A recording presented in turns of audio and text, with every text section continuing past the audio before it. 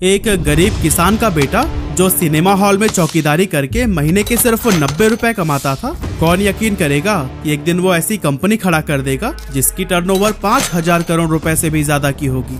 सुनने में ये थोड़ी फिल्मी कहानी सी लगती है, लेकिन इसे सच कर दिखाया है 10वीं पास चंदू भाई ने, जिनके पास एक समय किराए के लिए 50 रुपए तक नहीं थे, लेकिन थिएटर की सीट साफ करके, फिल्मों के पोस्टर्स लगा के और कैंटीन में सैंडविच बेचकर ये गरीब लड़का आखिर इतना सफल कैसे हो गया कि गुजरात की सबसे बड़ी वेफर कंपनी बालाजी वेफर्स का मालिक बन बैठा। ये सफर कितना स्ट्रगल से भरा रहा और इन्होंने कौन सी स्ट्रैटेजीज अपनाई कि इनका सबसे बड़ा कॉम्पिटिटर लेज भी इनके सामने हारता चला गया, सब कुछ हम डिटेल में जानने वाले हैं आज के इस वीडियो में। एक्चुअली बात है 1972 की, जब गुजरात के जामनगर जिले के एक छोटे से गांव के अंदर पोपट रामजी भाई वीरानी नाम के एक गरीब किसान रहते थे, जो कि खेती करके ही अपने परिवार का पेट पालते।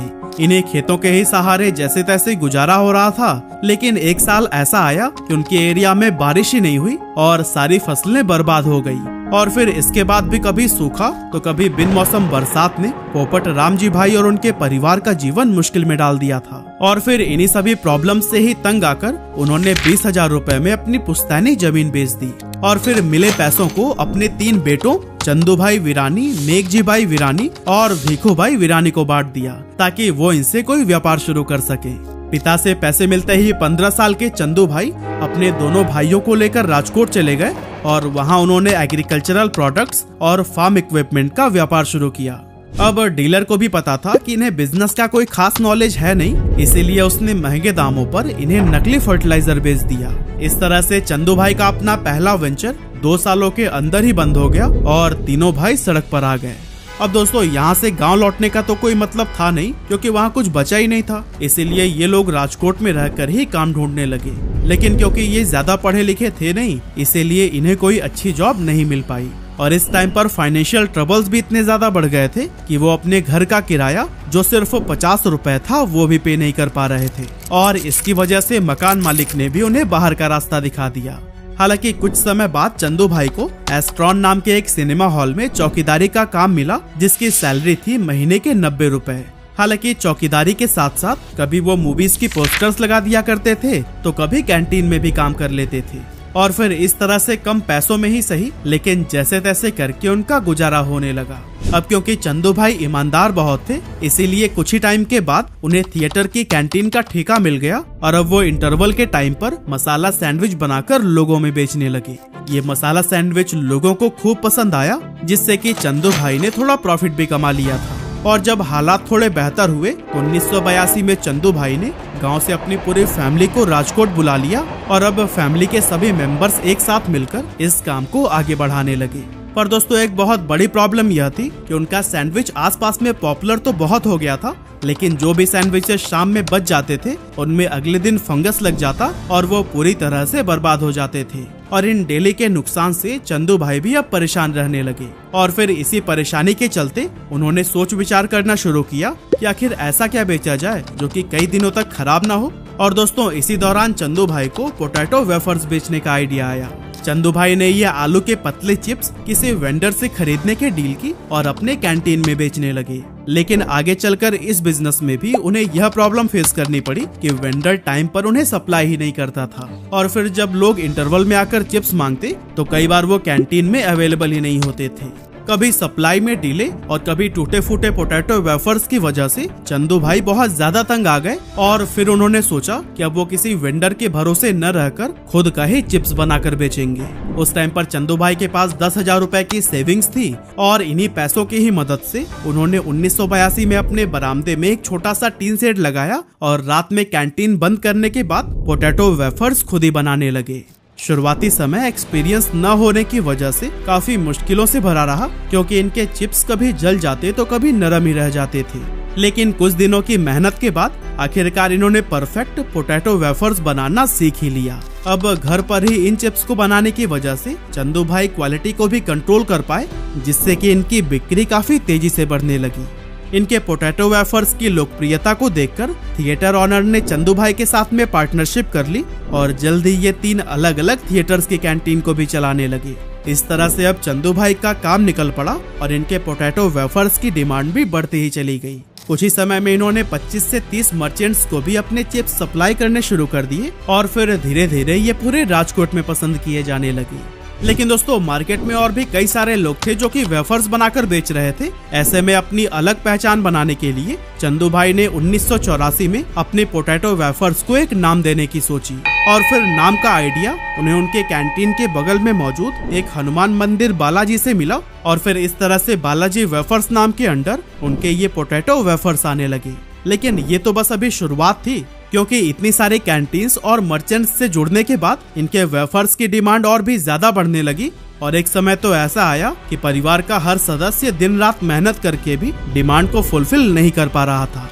ऐसे में चंदू भाई ने सोचा कि क्यों ना वेफर्स बनाने वाली मशीनरी लगाई जाए ताकि कम समय में ज्यादा से ज्यादा प्रोडक्शन किया जा सके। इसी सोच के साथ जब वो मशीन खरीदने पहुंचे तो उन्हें पता चला कि ये तो बहुत ही ज्यादा महंगी है, लेकिन इतने पैसे तो उनके पास थे ही नहीं। तो आखिर अब क्या किया जाए? काफी सोचने समझने के बाद उन्होंने मशीन की फंक्शनिंग को समझना शुरू किया और जब उन्हें समझ आ गया कि ये काम कैसे करती है तो इन्होंने करीब 5000 रुपए में बाजार से अलग अलग पार्ट्स खरीदकर खुद ही अपने लिए पोटैटो पिलिंग और चॉपिंग मशीन बना डाली। और दोस्तों अगले कुछ सालों तक इसी मशीन के सहारे ही इनका काम चलता रहा और इनका व्यापार भी ग्रो करता गया। राजकोट में एक्सपेंशन के बाद अब चंदू भाई चाहते थे कि इनके वेफर्स देश के बाकी एरियाज में भी पॉपुलर हों, लेकिन इसके लिए जरूरत थी एक बड़े लेवल पर प्रोडक्शन की। इसीलिए 1989 में इन्होंने बैंक से करीब लाख रुपए का लोन लिया और गुजरात का सबसे बड़ा पोटैटो वेफर्स प्लांट खोला। हालांकि उनका ये कदम काफी रिस्की था, क्योंकि उस दौर में बड़े इन्वेस्टर्स या फिर अमीर लोग ऐसे नए वेंचर्स में इन्वेस्ट करने से कतराते थे। ऐसे में अगर लोन लेने के बाद भी बिजनेस नहीं चला तो फिर लॉस का सारा बोझ उन्हें खुद ही उठाना पड़ता। लेकिन दोस्तों ऐसा समय आया ही नहीं, क्योंकि गुजरते वक्त के साथ इनका मार्केट शेयर और कस्टमर्स बढ़ते ही चले गए। इसके बाद आया साल 1992, जब इन्होंने अपने बिजनेस को एक प्राइवेट लिमिटेड कंपनी के रूप में रजिस्टर कराया और साथ ही अपने मैन्युफैक्चरिंग प्रोसेस को ऑटोमेट करने के लिए एडवांस टेक्नोलॉजी वाले मशीन्स का यूज करना शुरू कर दिया। क्योंकि चंदू भाई का मानना था कि भले ही मशीन्स महंगी होती है, लेकिन वो ह्यूमन एरर को कम करने के साथ साथ कंसिस्टेंट क्वालिटी भी मेंटेन करती है। इसके अलावा इन्होंने बिजनेस में अलग अलग रोल्स और रिस्पॉन्सिबिलिटीज को भी बांट दिया, जिससे बिजनेस ऑपरेशंस को मैनेज करना आसान हो गया, क्योंकि अब हर किसी को अपना काम पता होता था। और फिर आगे चलकर अपना डिस्ट्रीब्यूशन नेटवर्क मजबूत करने के बाद से तो चंदू भाई की कंपनी बालाजी लोकल से उठकर पहले रीजनल और फिर नेशनल लेवल का ब्रांड बन गया। हालांकि उस टाइम मार्केट में अंकल चिप्स, सिम्बा और बिन्नीज जैसे कई सारे बड़े बड़े ब्रांड्स थे, जिनके सामने किसी भी नए प्लेयर के लिए अपनी जगह बनाना बिल्कुल भी आसान नहीं था। लेकिन बालाजी ने अपनी मेहनत, लगन और बेहतरीन क्वालिटी के जरिए अपने प्रोडक्ट्स को मार्केट में पॉपुलर बना दिया।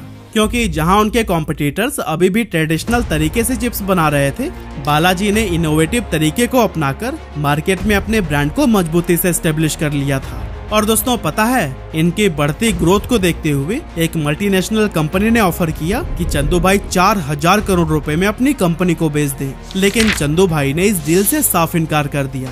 इसके कुछ समय के बाद बालाजी पोटैटो वेफर्स के अलावा नमकीन और कई दूसरे स्नैक्स भी बनाने लगे और इनके टेस्ट को भी लोगों ने खूब सराहा, जिससे धीरे धीरे ये गुजरात से निकलकर उत्तर प्रदेश, मध्य प्रदेश और इनके ही जैसे कई सारे स्टेट्स में अपने पैर जमाने लगे। इस एक्सपेंशन के साथ ही बालाजी इस बात का भी ख्याल रख रही थी कि कंपनी जो बना रही है वो लोगों की पसंद के अकॉर्डिंग है या फिर नहीं, क्योंकि चंदू भाई को बहुत अच्छे से पता था कि गुजरात के लोगों को जो फ्लेवर पसंद है जरूरी नहीं कि महाराष्ट्र, राजस्थान या फिर यूपी में वही पसंद आए। इसीलिए ये इस तरह के भी स्नैक्स को बनाने लगे जो कि लोकल टेस्ट को जस्टिफाई कर सके। यह काम प्रॉपर तरीके से होता रहे, इसके लिए इन्होंने अलग अलग स्टेट्स में अपनी मैन्युफैक्चरिंग यूनिट सेटअप की, जिनमें से 3 गुजरात के राजकोट, वलसाड़ और वडोदरा में, तो वहीं एक मध्य प्रदेश के इंदौर में लोकेटेड है। और इन मैन्युफैक्चरिंग यूनिट की कैपेसिटी हर दिन 1000 क्विंटल्स पोटैटो वेफर्स और 5000 क्विंटल्स नमकीन बनाने की है, जो कि दिखाती है कि इन्होंने कितना बड़ा प्रोडक्शन सेटअप तैयार किया है। अलग अलग जगह पर फैक्ट्रीज लगाने का फायदा ये हुआ कि ये लोकल मार्केट्स को बेहतर तरीके से सर्व करने लगे, जो कि इनके मार्केट शेयर को बढ़ाने में काफी मददगार साबित हुआ। यही वजह है कि 2006 में बालाजी वेफर्स ने गुजरात के पोटैटो वेफर्स मार्केट का 90% हिस्सा अपने नाम कर लिया था और फिर इसके बाद से इनकी ग्रोथ को कोई भी नहीं रोक सका। हालांकि तभी अचानक 2011 में कुछ ऐसा हुआ जिसने कंपनी की मुसीबतें बढ़ा दी, असल में बालाजी के सबसे बड़े कॉम्पिटिटर पेप्सिको ने इनके ऊपर केस फाइल कर दिया।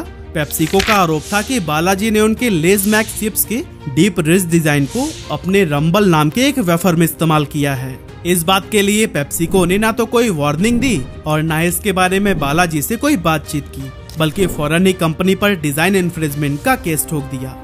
मतलब आप खुद ही इमेजिन करिए कि एक इंडियन ग्रोइंग कंपनी के ऊपर मल्टीनेशनल जायंट का अटैक। बहुत लोगों का मानना था कि ये केस पेप्सिको ने फ्रस्ट्रेशन में किया था, क्योंकि बालाजी की बढ़ती पॉपुलैरिटी का असर इनके भी स्नैक्स पर पड़ने लगा था। खैर रीजन जो भी हो, पर चंदू भाई ने हार नहीं मानी। इन्होंने पेप्सिको के एलिगेशंस का सामना किया और कोर्ट में आर्ग्यू किया कि पेप्सिको सिर्फ इन्हें इसलिए टारगेट कर रहा है क्योंकि बालाजी वेफर्स की ग्रोथ बढ़ती ही जा रही है। लेकिन इन सब दलीलों के बावजूद हाई कोर्ट का फैसला पेप्सिको के हक में आया और कोर्ट ने बालाजी को अपने चिप्स का डिजाइन बदलने का ऑर्डर दे दिया। इस फैसले के बाद से बहुत सारे एक्सपर्ट्स को ये लगने लगा कि अगर वेफर्स की पैकेजिंग का ही डिजाइन बदल गया तो ये स्टेप उनके ब्रांड के लिए काफी नुकसानदायक हो सकता है। लेकिन चंदू भाई ने कहा कि लोग बालाजी के नाम पर भरोसा करते हैं, न कि पैकेजिंग, डिजाइन और लोगो पर।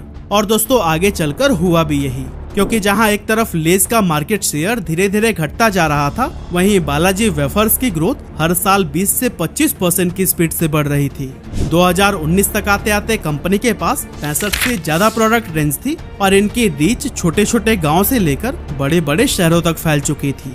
इसके अलावा इनका डिस्ट्रीब्यूशन नेटवर्क भी 1225 से ज्यादा डीलर्स तक पहुंच चुका है। और हाँ, द इकोनॉमिक टाइम्स ने इनकी इसी ग्रोथ और लोकप्रियता को देखते हुए इन्हें सुल्तान ऑफ वेफर्स का नाम दिया।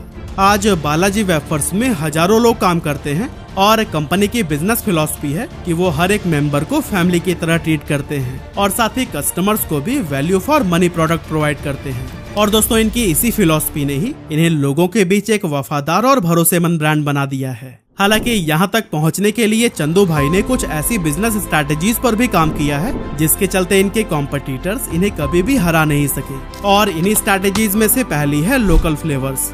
अब जैसा कि हमने जाना कि बालाजी वेफर्स की शुरुआत तो गुजरात में हुई थी, लेकिन चंदू भाई को पता था कि अगर इन्हें नेशनल लेवल पर अपनी पहचान बनाना है तो फिर इंडिया की बाकी मार्केट में भी अपनी प्रेजेंस बनानी होगी।